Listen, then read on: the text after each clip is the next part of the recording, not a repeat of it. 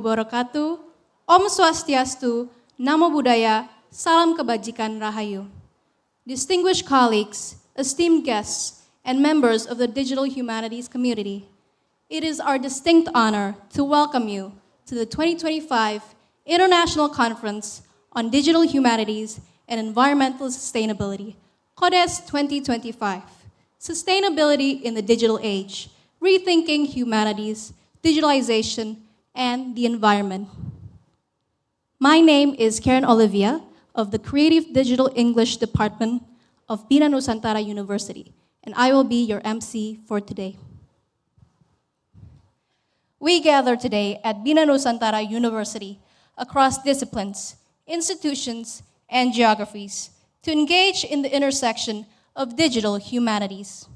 The conference is hosted by the Faculty of Humanities of Bina Nusantara University in the pursuit to inspire and empower researchers in Indonesia and our partnered countries, focusing on the pivotal role of digital technology in driving innovation and sustainable development in humanities.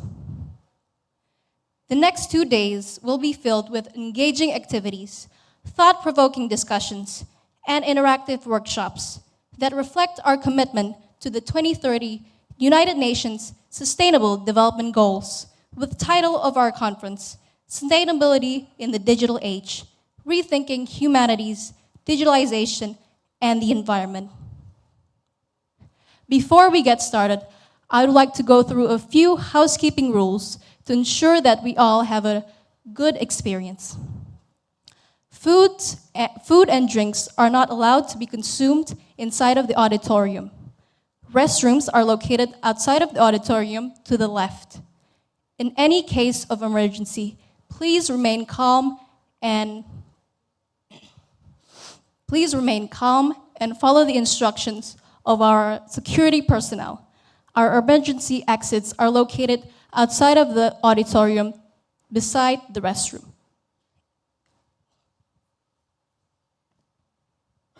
If you require any medical assistance, please inform the committee. Distinguished participants, now we would like to invite Professor Dr. Clara Herlina Karjo, SPD MHUM, to recite the opening prayer. Professor Clara, the stage is yours.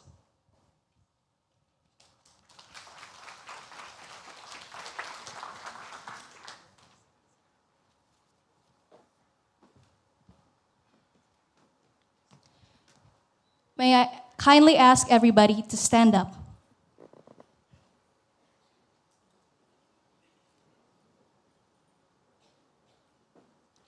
Good morning. We are going to begin our session with a prayer.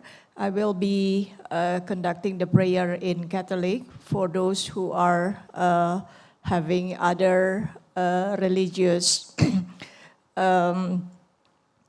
convention, please do in your own way. Yeah? Okay. In the name of the Father, and the Son, and the Holy Spirit. Heavenly Father, source of all wisdom and light, we gather now and pray to meet you at the beginning of this CoDHES 2025 to acknowledge your divine presence and to place our work in your most gracious hands. We thank you for the gift of the collaboration, idea, and innovation, human intellect, and for the capacity to seek knowledge and inspire each other. Bless this assembly of scholars, educators, and leaders. Open our minds to new insights and purify our intention so that our deliberation, discussion, and decision may be driven by a sincere desire for truth, mutual understanding, mutual collaboration, and a commitment to the common good. Inspire us, O Holy Spirit, the advocate and giver of understanding.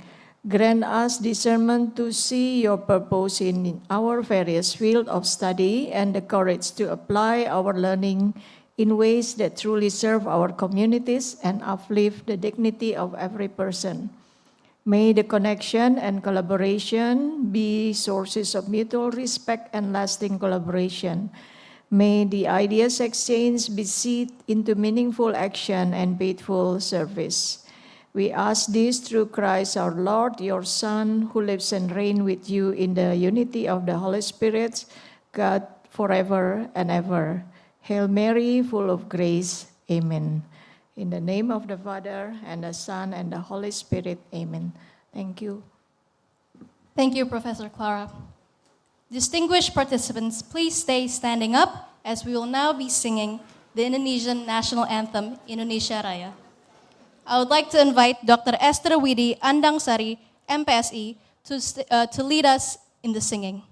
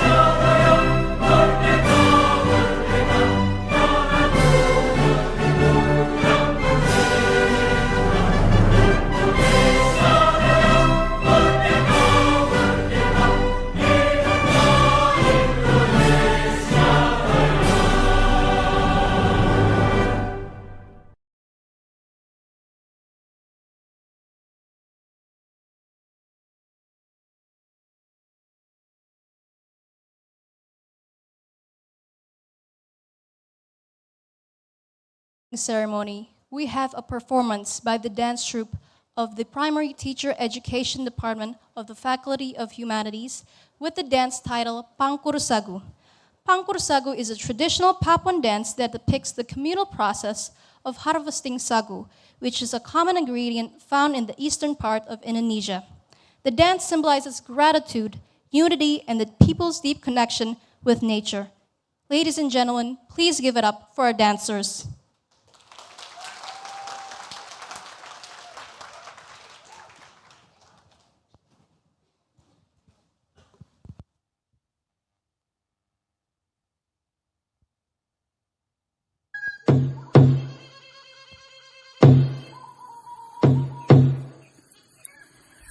Di tengah-tengah rimba sagu yang tersisa. Tarian ini merupakan tarian Pangkur Sagu, yang mana tarian ini menceritakan tentang kehidupan masyarakat Papua, khususnya dalam mengolah makanan pokok mereka yaitu sagu. Di dalam tarian ini juga telah dikreasikan dengan gerak tari Papua yang disatukan dengan kebiasaan mengelola sagu tersebut. Selamat menikmati persembahan tari Pangkur Sagu dari kami. Ya mami mansere, ya mami. 1000 mutiara yang terkubur lumpur, emas minyak luas hutan semuanya bercampur. Nyanyikan ho, nyanyikan ho, nyanyikan ho, nyanyikan ho.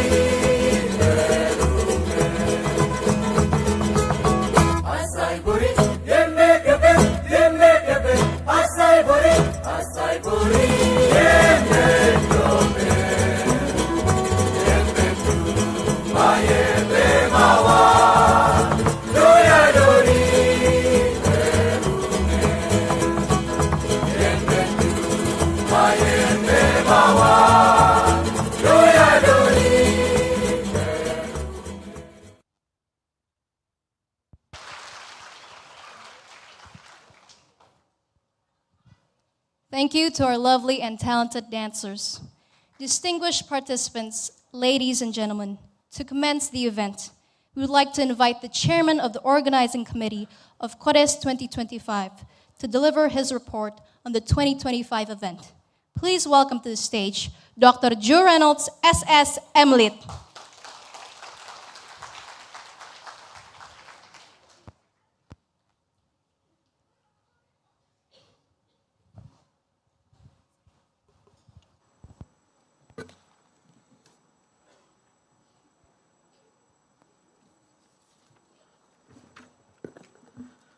Okay, good morning and welcome to CoDHES 2025, hosted here at BINUS University Kemanggisan Campus, the digital technology campus located in the heart of Jakarta. As the home of our Faculty of Humanities, this campus represents a living ecosystem where digital innovation and humanistic inquiry are intentionally brought together, making it a truly fitting venue for this year's conference.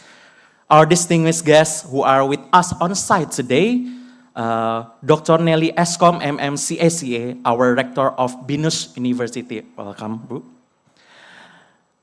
Miss Gloria, representative of Taiwan Economic and Trade Office TETO in Indonesia. Also, we have representative of the rector of the University of Muhammadiyah Malang, Professor Dr. Insinyur Indah Prihartini, Directorate of Scientech UMM. Welcome, Prof. Also, we have Professor Dr. Juneman Abraham, SC, MSE, Vice Rector of Research and Technology Transfers, BINUS University. Dr. Elisa Carolina Marion, SS, MSc, Dean of the Faculty of Humanities, BINUS University. We will also like to acknowledge and extend our highest respect to His Excellency Bruce Hung Chenrung Tash, representative of Taipei Economic Trade Office TETO in Indonesia. Ms. Gloria here to represent him. And to our partner university joining us online today via BINUS TV, live streaming, and Zoom from both Indonesia and abroad. We are warmly welcome you as well. And to our distinguished speakers today, Professor Xiang Jie from National Taiwan University. Welcome, Prof. Professor Li Bon from the Ohio State University. Welcome, Prof. Professor Barr from Leiden University and Professor Siddhartha from BINUS University. CoDHES, the Conference on Digital Humanities and Environmental Sustainability, returned this year with the theme Sustainability in Digital Age, Rethinking Humanities, Digitalization, and the Environment. This theme invites us to reflect on how digital technologies are reshaping cultural memory, social engagement, and environmental responsibility, not as separate domains, but as interconnected dimension of our shared future. This year, CoDHES 2025 brings together with 352 participants and 164 accepted papers from universities and institutions across Indonesia and beyond. The diversity of this contribution, ranging from digital storytelling and computational linguistics to environmental humanities, spatial computing, and cultural heritage preservation, reflects a growing awareness that sustainability is both of a technological and humanistic endeavor. We are honored to co-host CoDHES 2025 with Universitas Brawijaya, and we extend our sincere appreciation to the Taipei Economic and Trade Office for their continued support. To all presenters, scholars, educators, and practitioners gathered here, on-site and online, thank you for contributing your time, expertise, and vision to this important dialogue. On behalf of the organizing committee, I invite you to engage deeply, to share, to question, and to collaborate.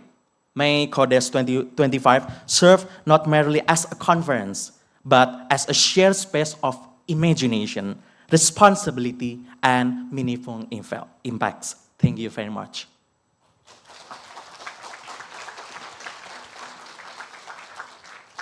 Thank you, Dr. G. Reynolds.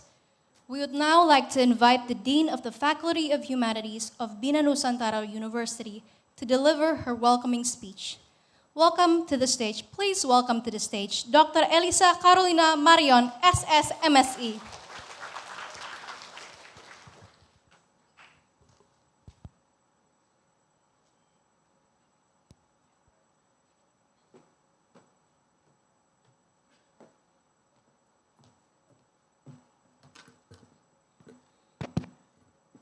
Good morning.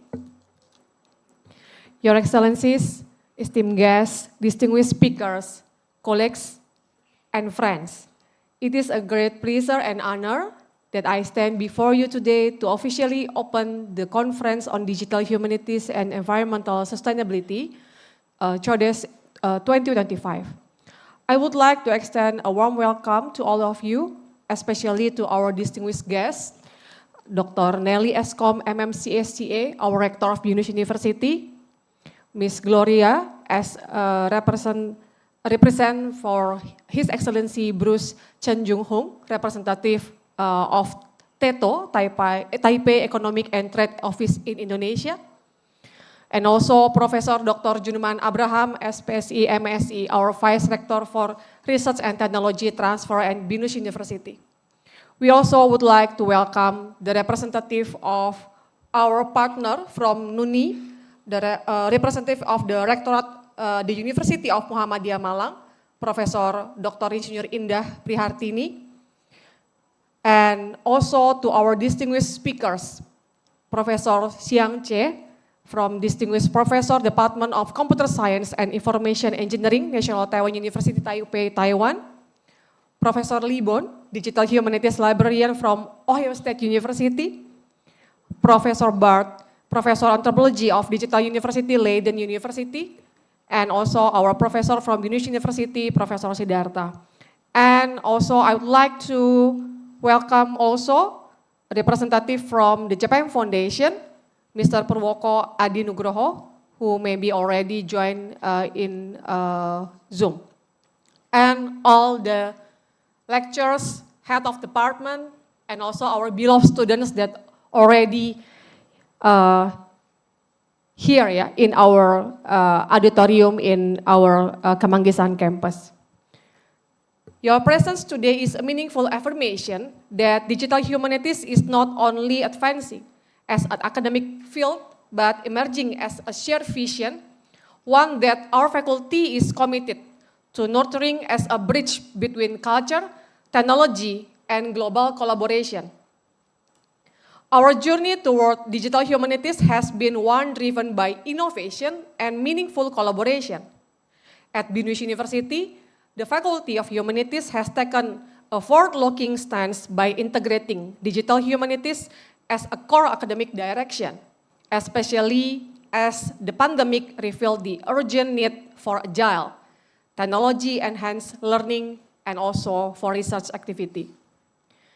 In 2021, we launched our initiative named Pandu, promoting advanced notion through digital humanities universe to cultivate a dynamic ecosystem of scholars, innovative projects, and international partnerships. These initiatives laid the foundation for the strong academic engagement with leading institutions in the United States, Japan, and Taiwan. In the years that followed, we deepened this collaborative landscape through the Indonesia-Japan Coalition for Digital Humanities, supported by the Japan Foundation. We got the research grant from the Japan Foundation, and most recently, through the Taiwan Studies Project supported by the Taipei Economic and Trade Office, or TETO, advancing a rich platform for Taiwan, Indonesia, digital and cultural dialogue.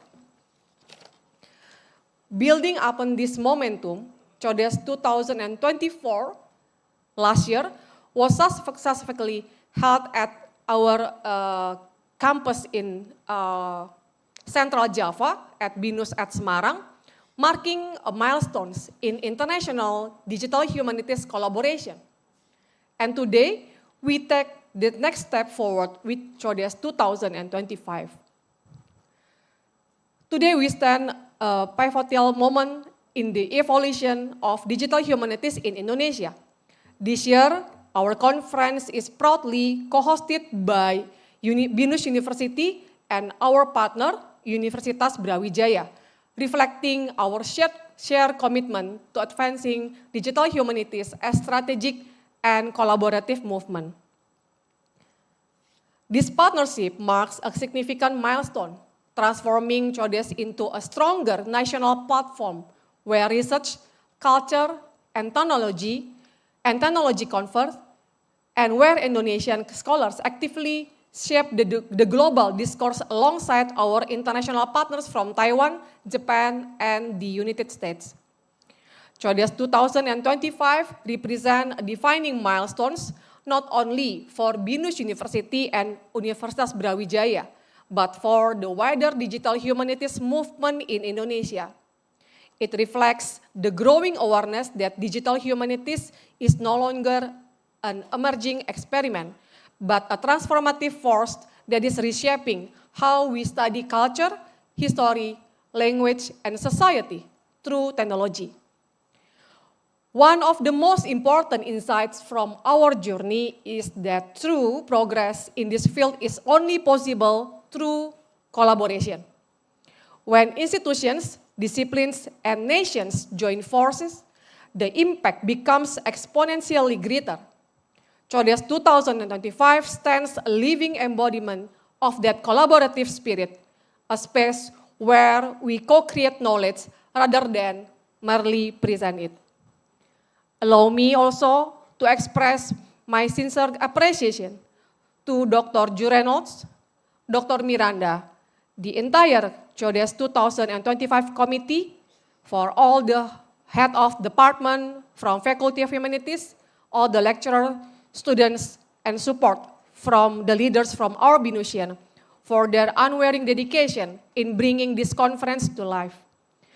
Their commitment and professionalism have been essential in shaping that we will experience together over the coming days. I invite all of you to fully immerse yourself in the rich program we have prepared, to listen, to question, to collaborate, and to imagine new possibilities. May CoDHES 2025 become not just a conference, but a shared space of inspiration, intellectual generosity, and collective progress for the future of digital humanities in Indonesia and beyond. Please enjoy the conference. Thank you.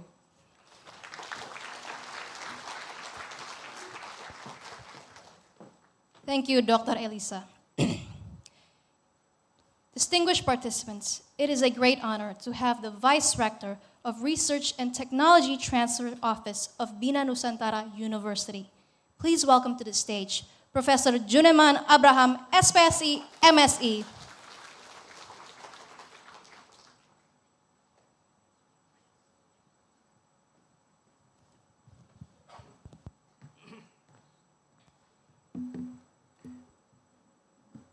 To the Honorable Dr. Nelly, Rector of BINUS University,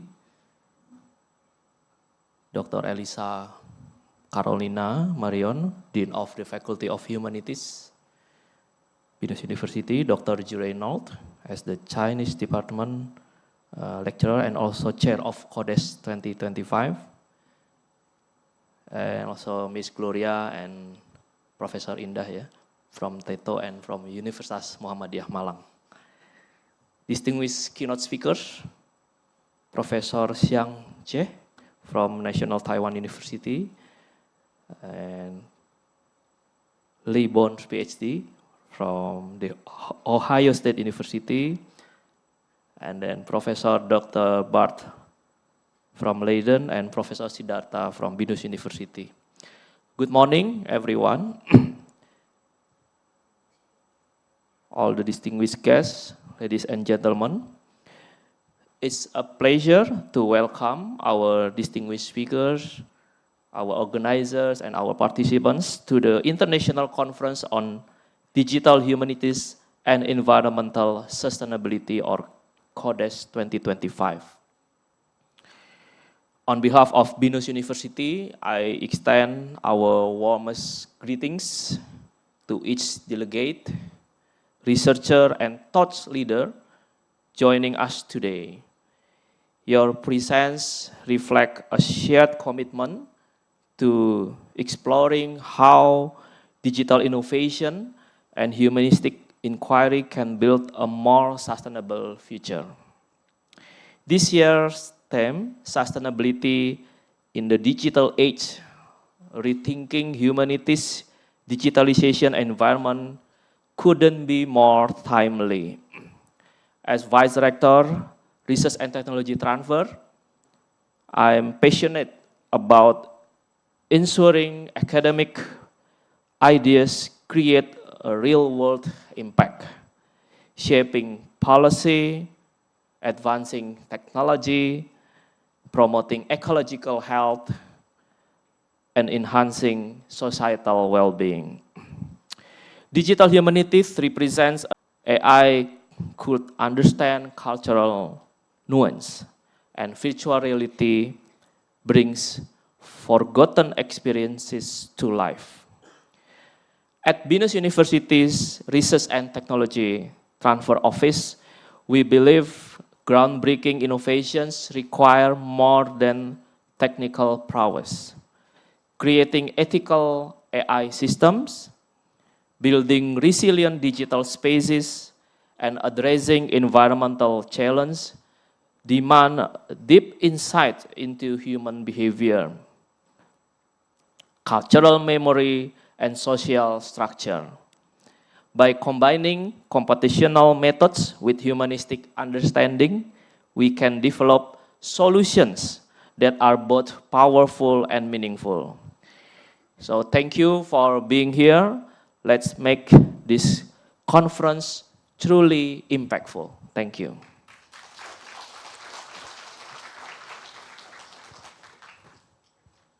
Thank you, Professor Juneman.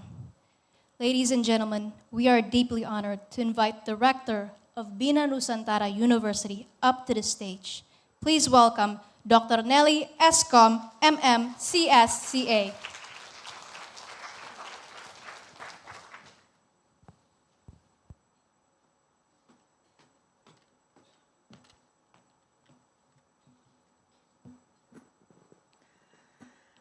Distinguished guests, Higher Excellency Bruce Chen Chung-hoon, representative of Taipei Economic and Trade Office in Indonesia,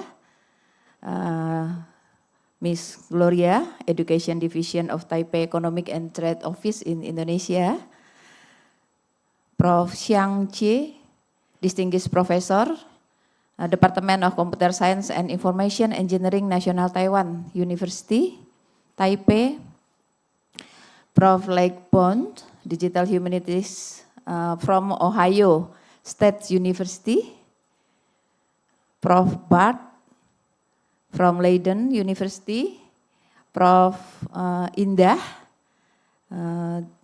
from Universitas Muhammadiyah Malang, Mr. Purwoko from GSGP Division Japan Foundation, Prof. Siddhartha from BINUS University, BINUSian leaders, Prof. Jun, Bu Elisa, all faculty members and all BINUSians. Good morning and welcome to BINUS University, to the CoDHES, Conference on Digital Humanities and Environmental Sustainability 2025. It is an honor for BINUS University to host this international conference in collaboration with Brawijaya University, Malang, as a co-host of this event. This collaboration reflects our spirits of togetherness and shared commitment to strengthening the contribution of education to advancement of science and society. We live in an era where digital transformation and effort toward sustainability are two major forces shaping the world. Both are not only changing the way we work, we learn, and interact, but also inviting us to re-examine the role of the humanities in understanding the relationship between human, technology, and the environment. This year, with this conference, this theme invite us to critically reflect on how digital technology influence cultural developments and influence to knowledge creation, and of course, our collective responsibility in maintaining the sustainability of human and natural ecosystem. As an educational institution focused on technology, business, creative industry, and impact, BINUS University believe that cross-discipline collaboration is key to creating meaningful impact. Through our vision, a world-class university, fostering and empowering the society in building and serving the nation. We remind commitment to integrating innovation, humanities, sustainability in education and research. Through this conference, we are invited to examine how technology and the humanities can go hand in hand. Amid rapid digital transformation, it is important for us to ensure that innovation always uphold the value of humanities, sustainability, and inclusivity. I also would like to express my higher appreciation to Brawijaya University, to their outstanding cooperation as co-host, as well as to all speakers, panelists, and participants from various countries who have attended and contribute to this conference. May this event serve as a platform for new ideas, strengthen collaboration network, and foster a shared spirit to build a sustainable and human-centered digital future. Enjoy the conference. Thank you.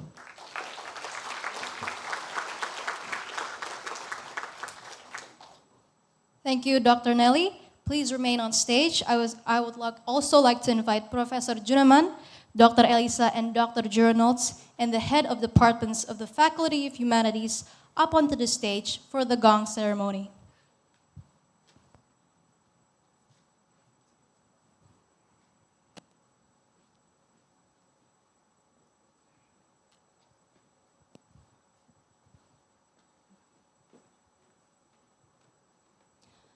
On behalf of CoDHES 2025 organizers, the ceremony will be marked by beating the gong 3 times as not only a symbol of beginnings, but also one of harmony, unity, and shared intention.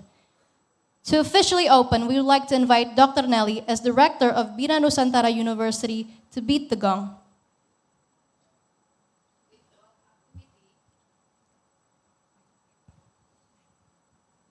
With God Archimity, now I'm open, CoDHES 2025 officially open.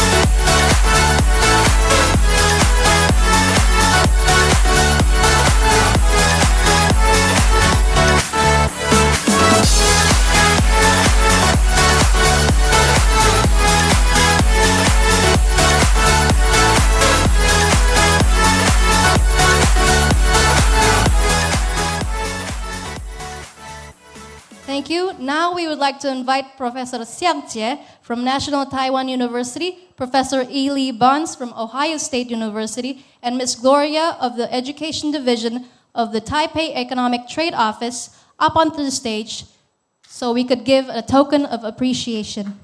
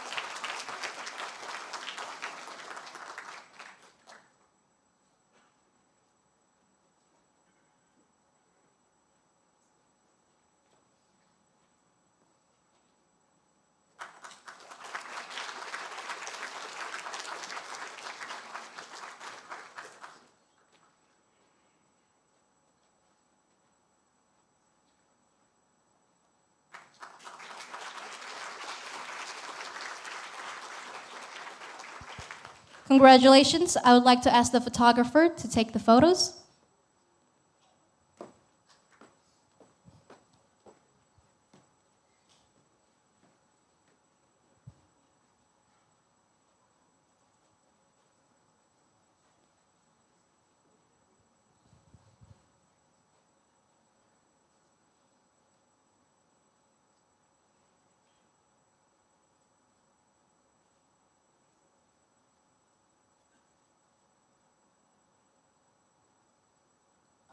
Thank you, doctors, professors, and photographers.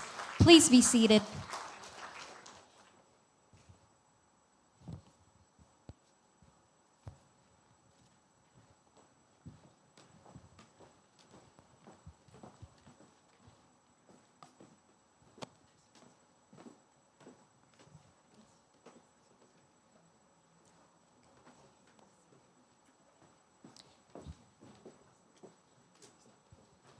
Distinguished guests, that is the end of our opening ceremony.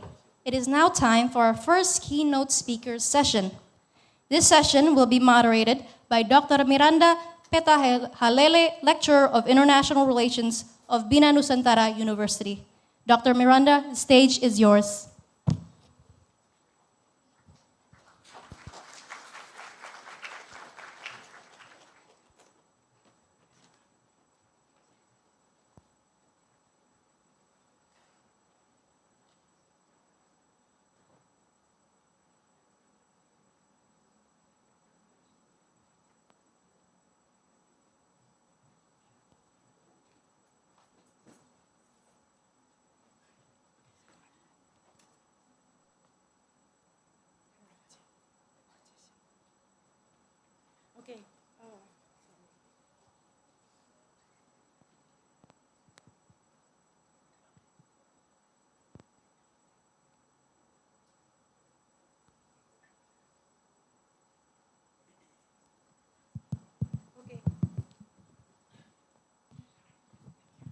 Okay, good morning, everyone.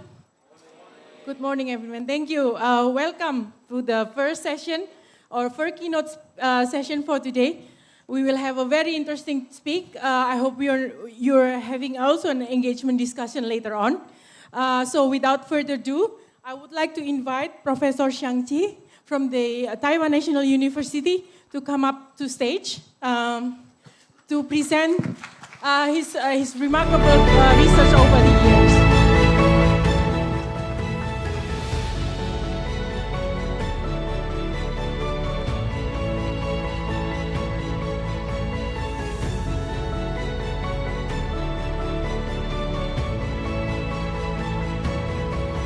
Okay, thank you, Professor Xiang. For today's session, we will have a discussion about the context, discovery, interactive visualization, and personalization, harnessing big data in a human research. So before that, I would like to read a short bio of Professor Xiang.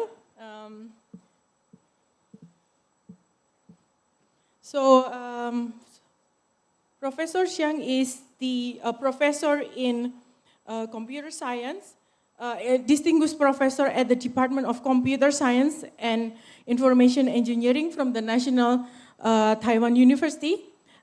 He is also internationally recognized for the contribution in big data analytical, human-computer interaction, and digital system design.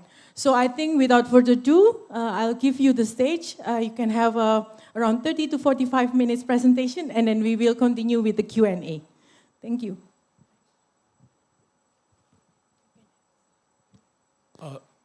Thank you. I've never really, being on stage and sit in a comfortable chair and to give a talk. So if you don't mind, I would like to.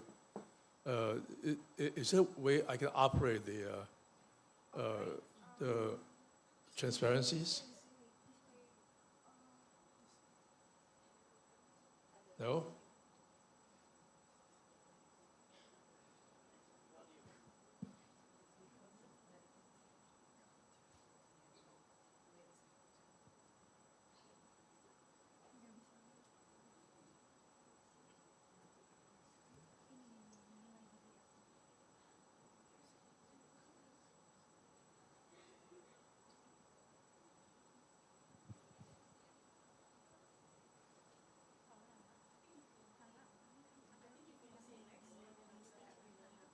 Oh, okay. All right. All right. The chairs, the session chair said 30 to 40 minutes, but unfortunately I've prepared something which will probably last an hour. So I will do my best. First of all, I would like to thank BINUS University for having me here. It has been really wonderful already, and I'm most impressed by the opening ceremony and the wonderful dance. I'm really honored to have this opportunity to be here and to give the talk. The title of my talk, as you can see, is quite long. Okay, but the important thing is actually the second part, namely how do we incorporate a big data into humanities research? Okay, the first part are really methods. Next page, please. So I'll have a really long outline. First, I will say what it is. Okay, what happens when humanities meet big data? Then I'll talk about some challenges facing digital humanities, in particular with relation to the study of the Chinese language. Then I will give a methodology of how to solve these problems. And I'll give you some examples. And I will introduce Document Guide. That's another thing that we developed. I'm not sure how much of that I could cover, but I will try. Next, please. So in my sort of narrow perspective, what I mean by DH is really applying information technology to use the large data, okay? But so the phenomenon is that we have all these digital contents that are so large that you can't really deal with them with traditional methods in the humanities. So the question becomes in order to do research with these data, we must employ some information technology, but the purpose is still to do humanities research. Next. So here's an example. Okay, so what you are seeing here are two so-called land deeds. Okay, land deeds are the only proof of land ownership, or say transactions, pre 1900 Taiwan. As you can see on the one on the left is quite typical. Okay. The one on the right is more colorful because you can see that the owner of land was not literate. Okay, so after writing the contract, the person put their hands as a proof. Okay, next. So the question becomes, what do you do? Oh, sorry. Next. Next. Yeah. Okay. So the question becomes, what do you do when you see such a land deed? Okay. Now, with one deed, you can do some very interesting things, like, studying it, studying how large the hands were, and so on and so forth.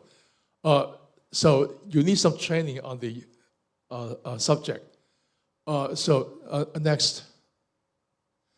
So if you have 100, usually a trained, a competent scholar can do some research and write a paper. Okay. Next. But what happened when we have 10,000? Okay. We have 10,000 landees, then you're facing a landscape that's very different. Okay, so the question becomes, what kind of research? Next, please. So the question is, what kind of research can emerge from having such a large quantity of landees that nobody has ever seen before? Okay, so next. So what we come to is what we call the big data challenge. Okay, for humanities. So there are mainly two problems. One is we need to produce high quality, a large quantity of high quality data. Okay, and you know, finesse them until they are suitable for humanities research. Okay, then the next question is what to do. How can you use these things to do research? Okay, so a DH, strictly speaking, is not a discipline by itself, but it's something that every discipline encounters. Okay, and actually, in different fields of humanities, you need different methods, different tools, different thinkings in order to harness your big data effectively. Next. So I apologize for the wrong words. It should be challenges. Next. So why do we focus on sinology? Because as many of you know, the Chinese writing language is very unique. Okay, in the sense that it's what we call a logographic. So there's no alphabet. Okay, so you have something like, you know,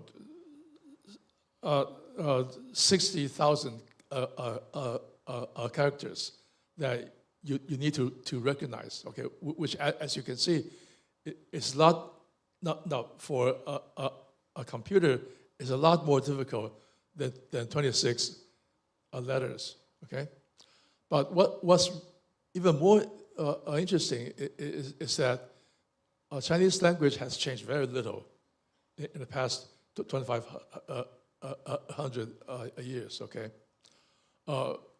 even the writing style didn't really change until very late. Next. Okay, here's an example. It's a stele called Cao Quan Bei that was written almost 2,000 years ago. Okay, so on the left you can see the rubbing of that stele. In the center is what we would write now, present day. So as you can see, I can read everything that's on the left, because it's almost the same as what we would write today. Okay, so in other words, the writing form really didn't change much. So on the right is the simplified Chinese, which is a little bit more unfortunate because, as you can see, it's different from the original. Next. So in other words, we have 2,500 years of continuous and uniform writing. Okay, using almost the same characters in a very similar way. Okay. So what we have is an accumulation of about 20 billion or more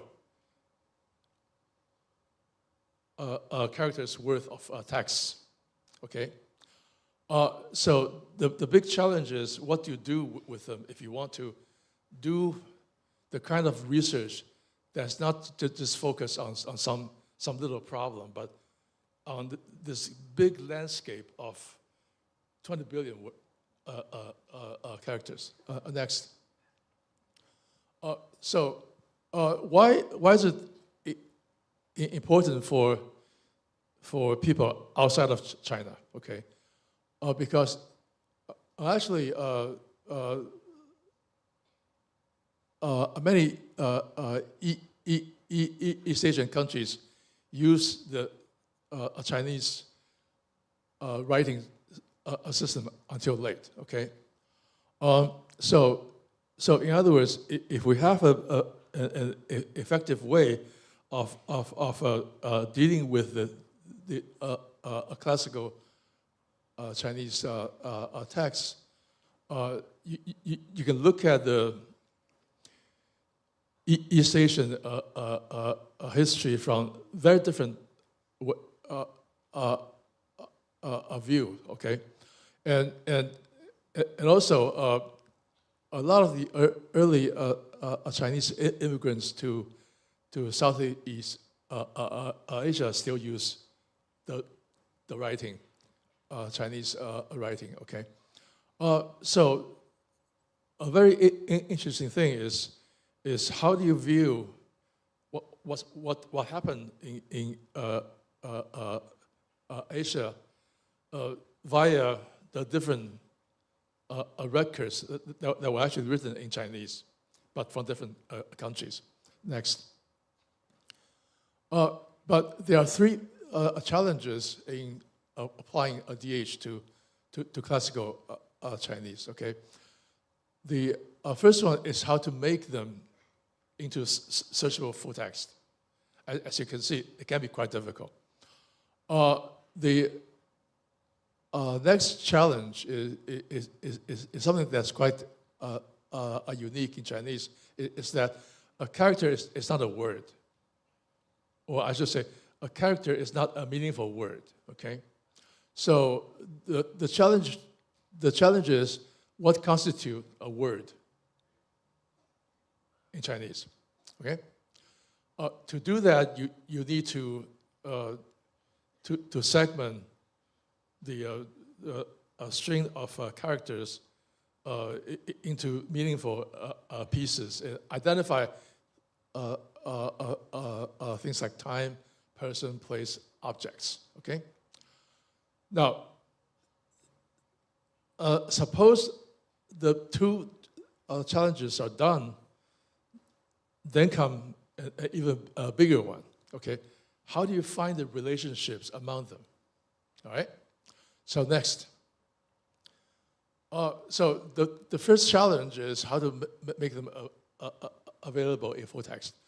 Of course, as you can imagine, it should be via OCR, okay? But OCR for a Chinese is still a work in progress, okay? But even so, there are already more than 8 billion characters of text, of classical text, that you can fully access from the web. So it's pretty good, okay? All right, next. So the next question is how to identify meaningful words, okay? So there are many different ways to do what we call NER, okay? So in other words, to find a named entity that's meaningful, okay? Now we'll focus on historical writings, okay, as opposed to philosophy or literature, because they are sort of a little bit different, okay? And another thing is that a lot of meaningful things appear in historical text over and over. So once they are identified and recognized, you can repeat, you can sort of redo what you've done. Next. So I'll skip a lot of the technical details, but basically, to process historical text, in addition to find the meaningful segments and cut them into documents, we also need to find the time, person, place, and objects. Okay, next.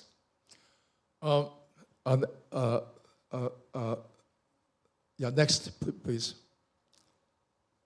Okay, so I'll skip it because there are sort of details. Okay, but for time it's easy to identify, but you need to align them because different periods use different ways to annotate time. Next. So for person and place, you need to identify them. Then you need to differentiate the name that means a different people. Same name that means a different people, and and people may have different names. So you need to consolidate them and so on and so forth. Next.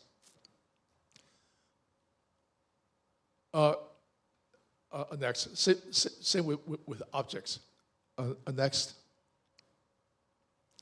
Next, please. Okay. Luckily, there are many useful tools already.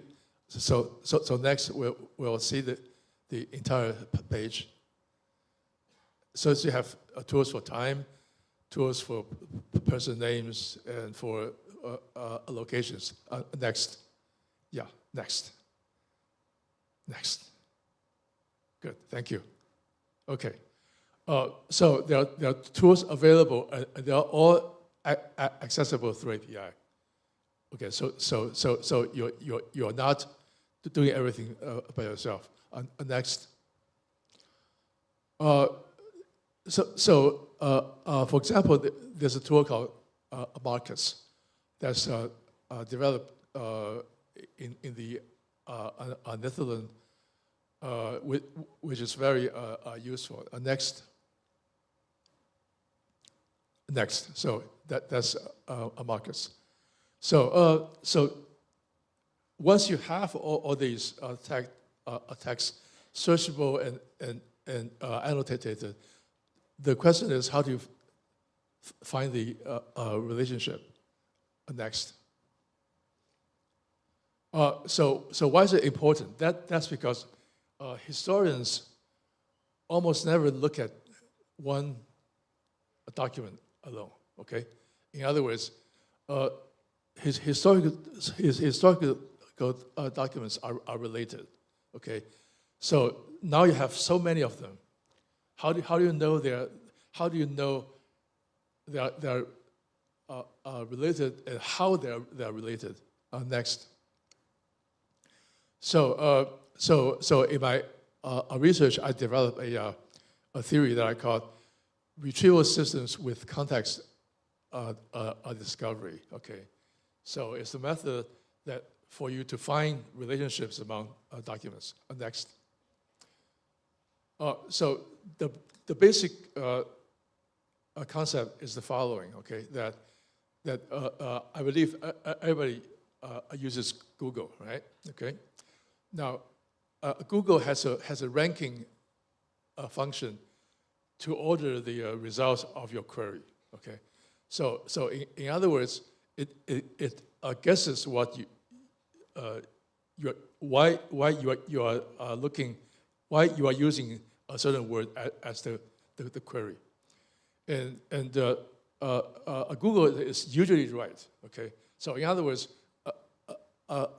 Google's ranking is good for probably not 95% of people who issue that query. Okay, However, scholars are greedy. When they issue a query, they want everything, okay? But is everything always good? Okay, in other words, if somebody issues a query and it returns 100,000 hits, then the question becomes, what do you do with them? Okay. So the real issue behind that is that search engines like Google assume that documents are not related. Okay. In fact, they are assuming that documents are competing with each other. So those that rank higher go to the top. Okay. Next. Next, please.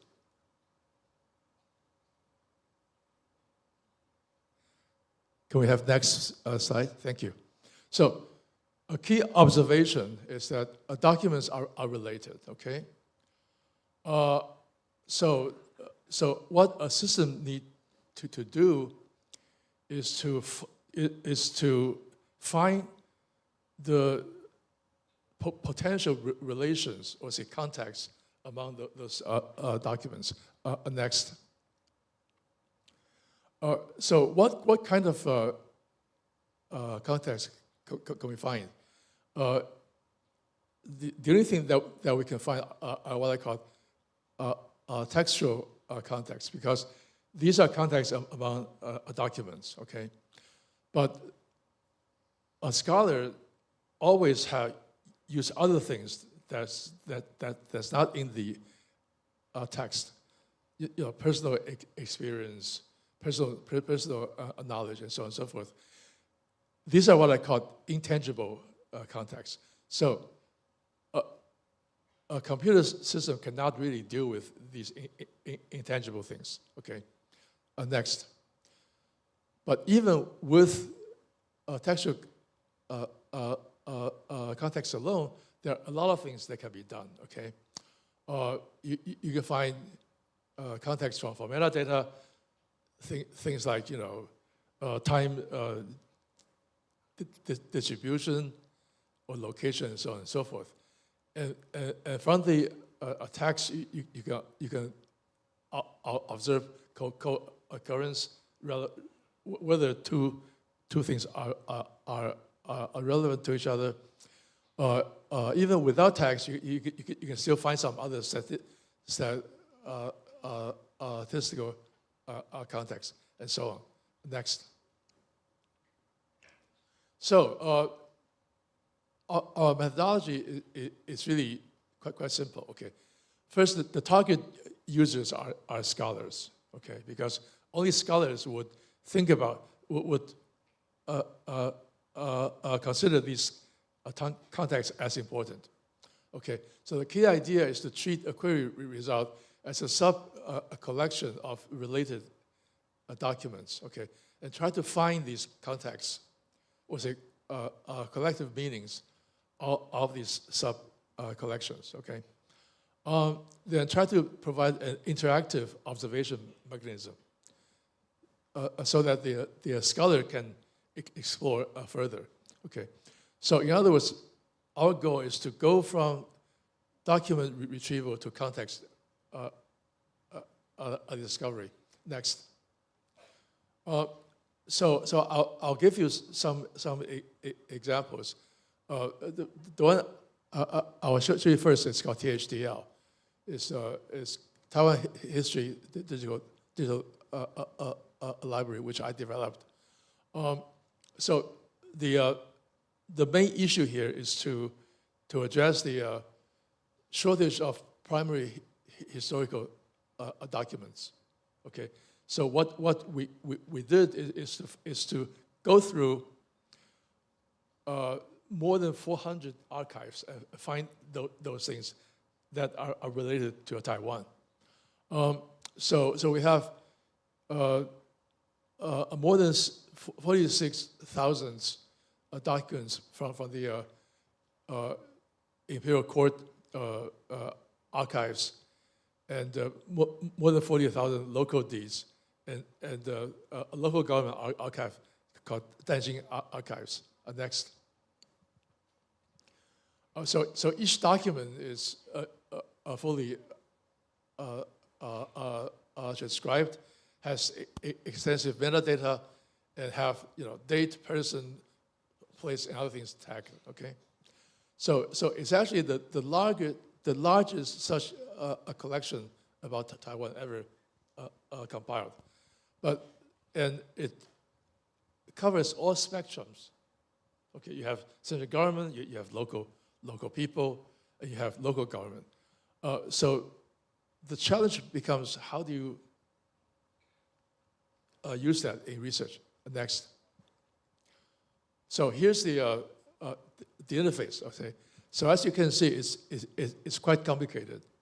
Okay, which reflects my philosophy that people should use the least number of clicks to get the most information. Okay, so you issue a query, it gives you a lot of things that they can explore further. Next. So here's some example of a metadata context that we're not going to. Next. Next, please. Next. Next. Okay. Here's some context related to tags, and we also go down.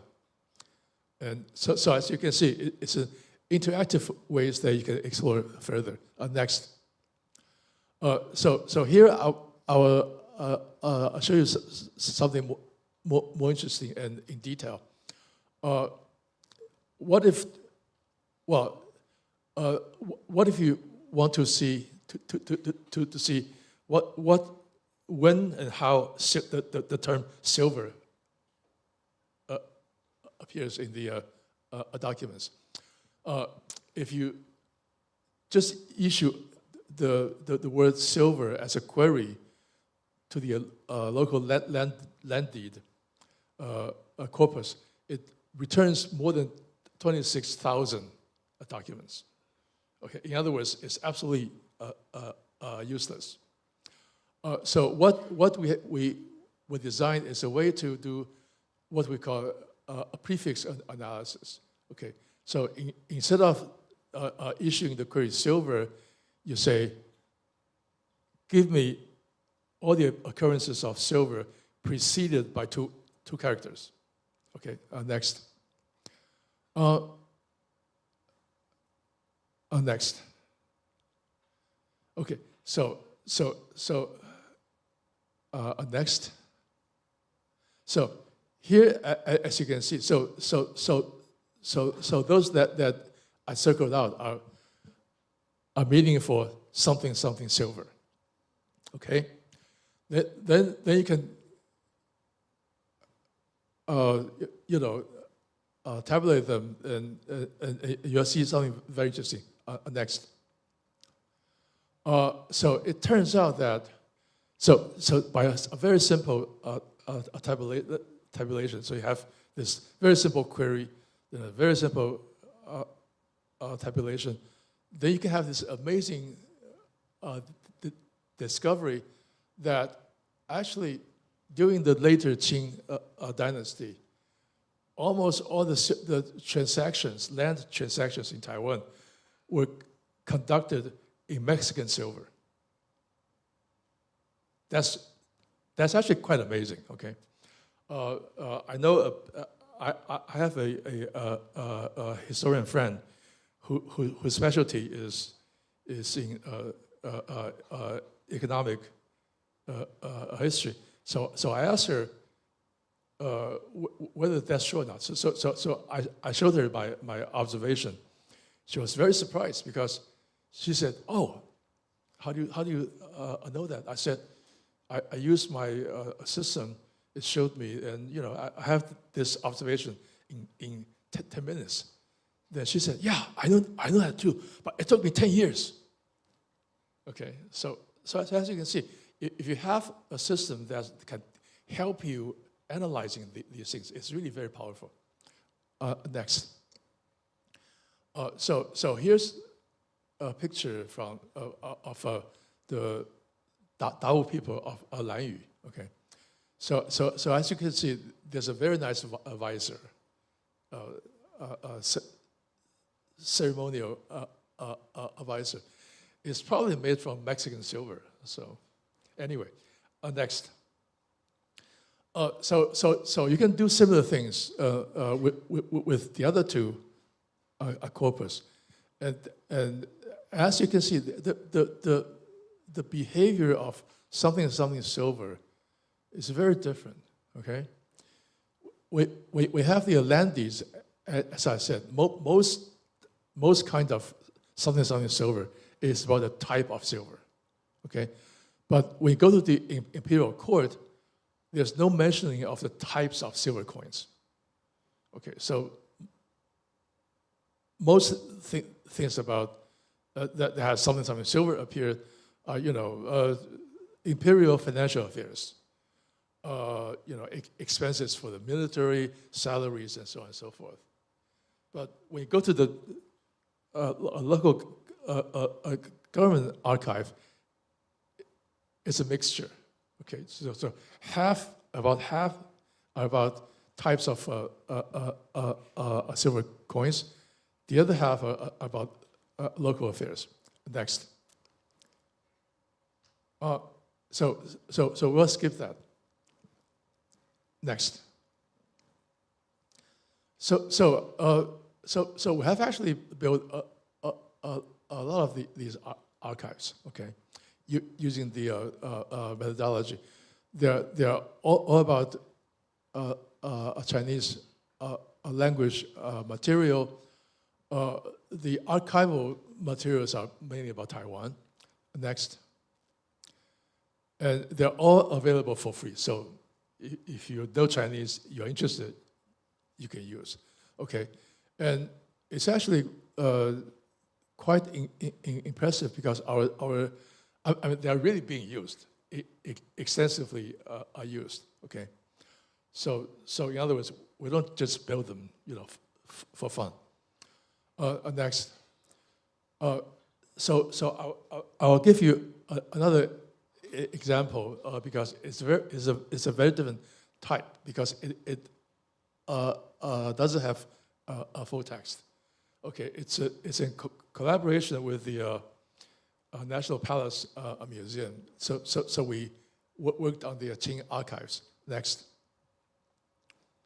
So they haven't really done their they haven't finished their digitization yet. But as I will show you, you can see that even without the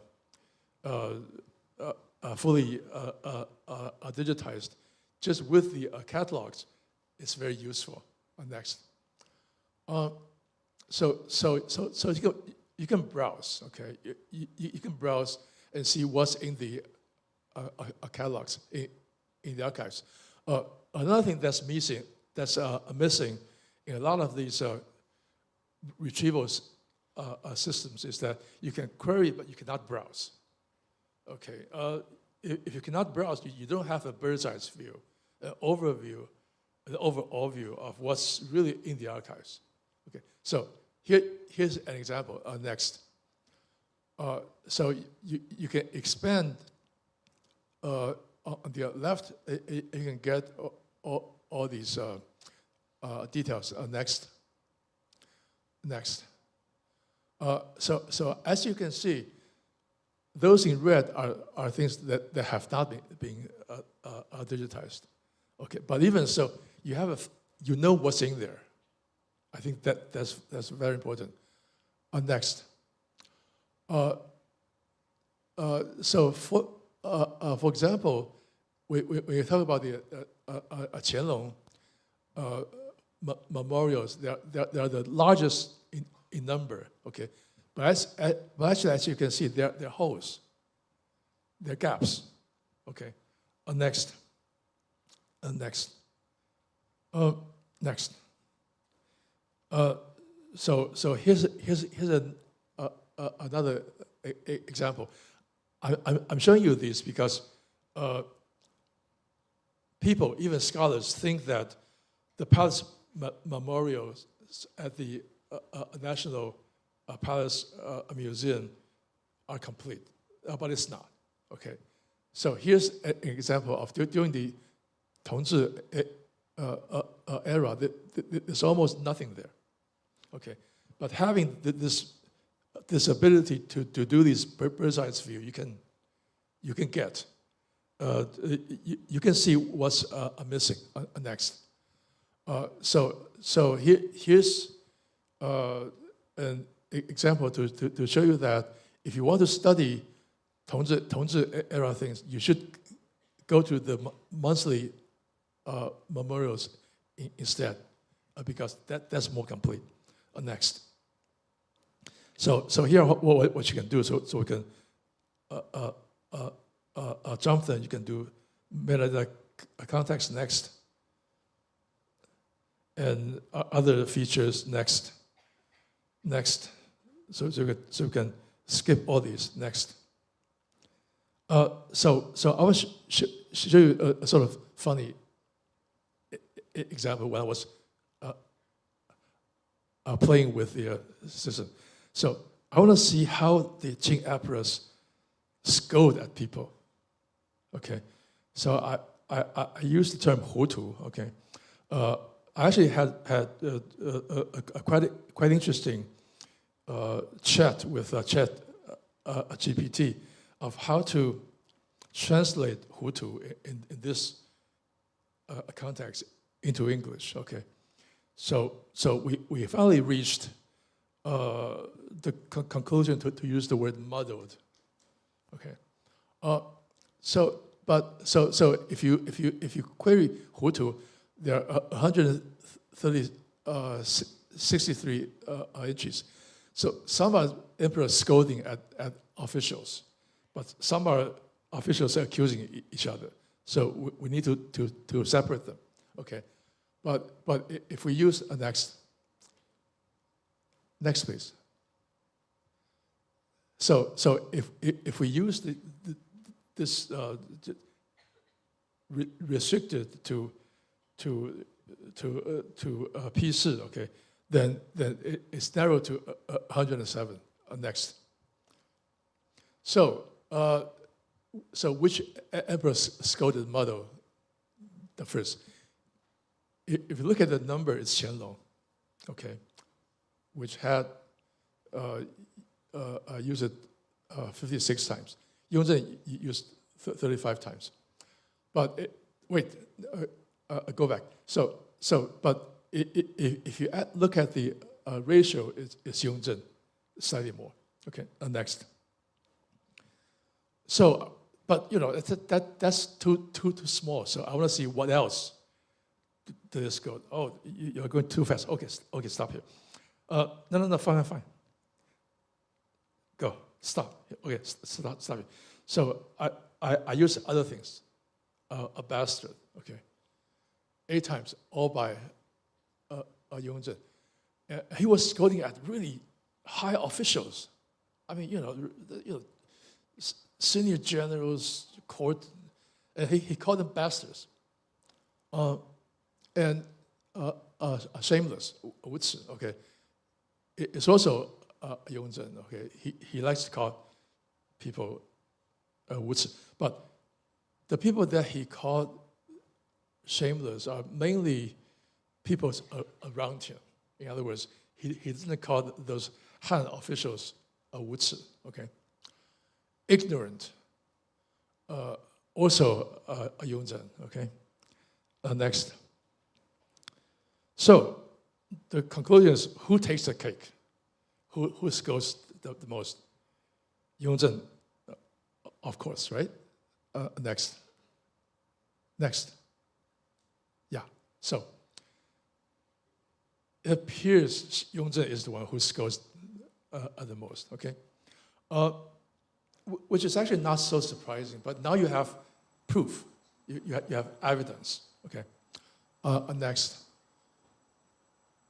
I'll probably skip most of the Dr. Sky part. Next. So the goal of DocuSky is to have a platform so that scholars can build their own personal databases for their own material, okay? Next. So the old mode is that they will come to us and say, what can you build this for me? That's actually very bad because first, we don't have time. Secondly, it's a very strange practice, okay? Next. So the goal of DocuSky is to break this. Next. Next.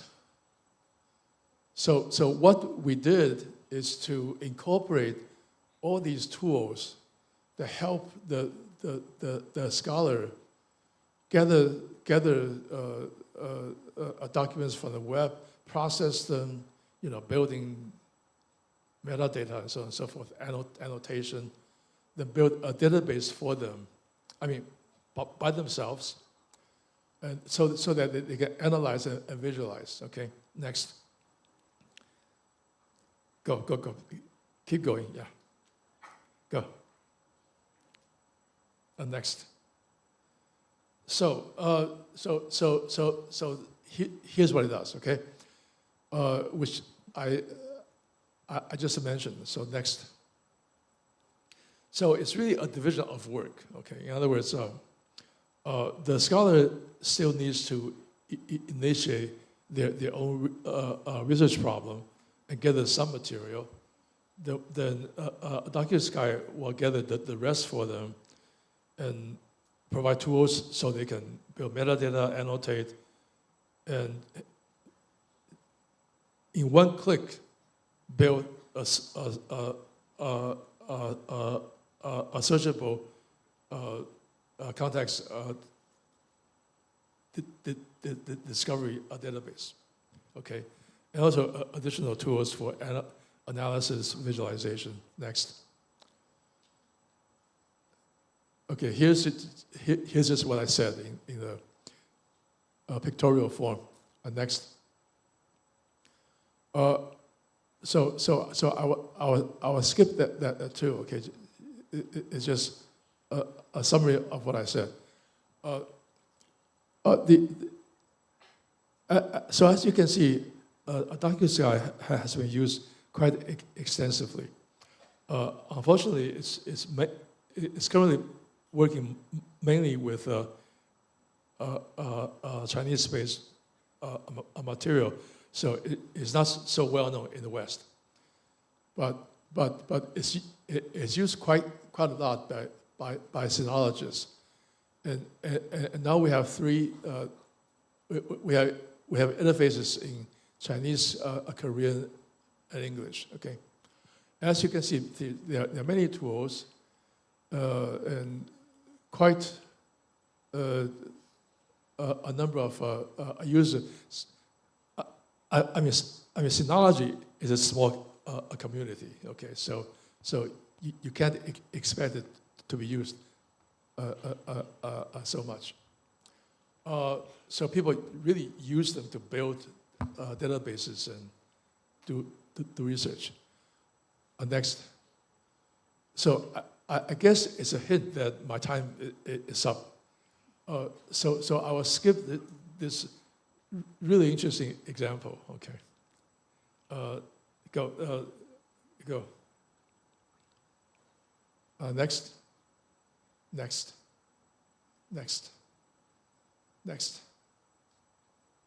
Go.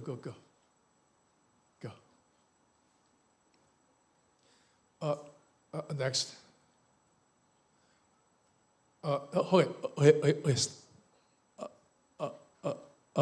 Stop here. So the purpose of this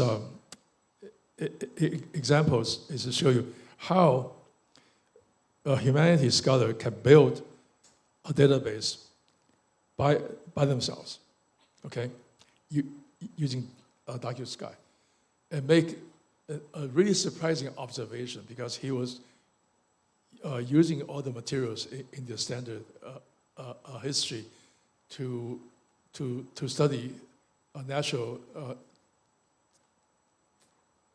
disasters in China. But the conclusion he could make next is that those things that are recorded in the Chinese standard history, those disasters, really have very little to do with the true historical events. Okay, they reflect more on the historical writings, how they were recorded, as opposed to what happened. So I will skip all the rest. This only shows you how easy it is to come up with an interactive GIS system. Okay, so to jump to the final remarks, big data is something that all disciplines have to face. Okay, and I think it's most interesting in humanities, because humanities it's really not a field by itself. Okay, so each discipline in the humanities has to face its own big data and develop its own tools. So I've presented two in my talk next. But I should mention that I didn't do all these things by myself. So I should take this opportunity to thank people in my team. Thank you very much. Thank you, Professor Xiang, for your very interesting topics. I think, yes, I know that you might have another class, but I will open it for one question only. And then maybe you can have a short answer. Anyone want to have? Yes, please come forward.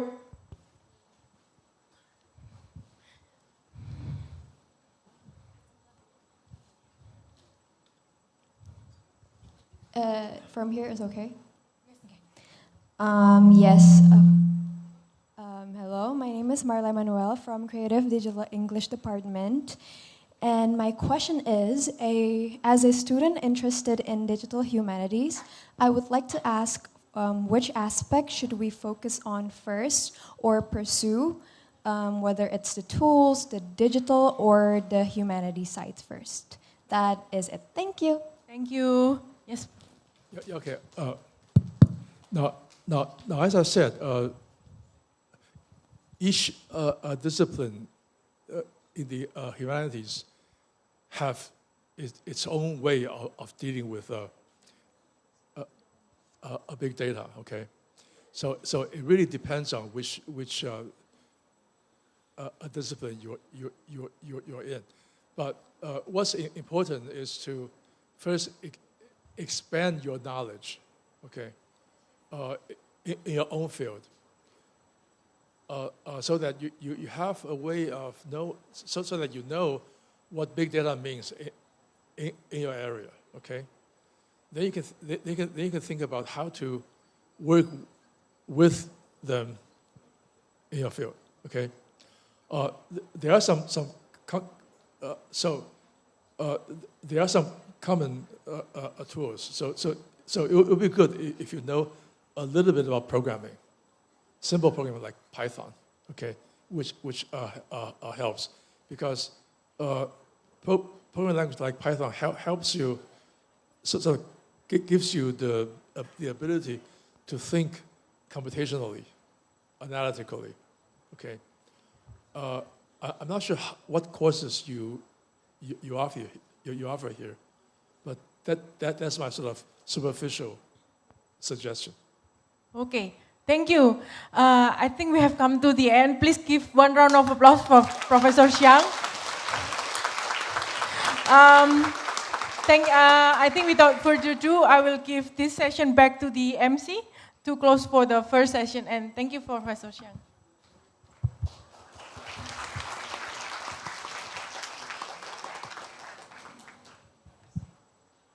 Thank you to Professor Xiang Jie and Professor Miranda for the very insightful session. Now it is time for the coffee break, but before that, please scan the QR code that will, yes, for the student attendance.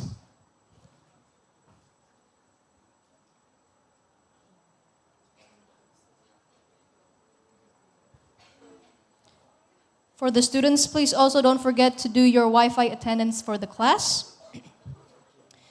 We will have a coffee break at the exhibition hall on the 3rd floor from 11 to 11:15. And right after that, we will continue on with the first panel session up until 12:30 p.m. For all paper presenters and moderators, please ensure you attend the session on time and in your designated rooms or venues. Please also do your attendance in the front desk of the auditorium to receive your ID and lanyard. Thank you.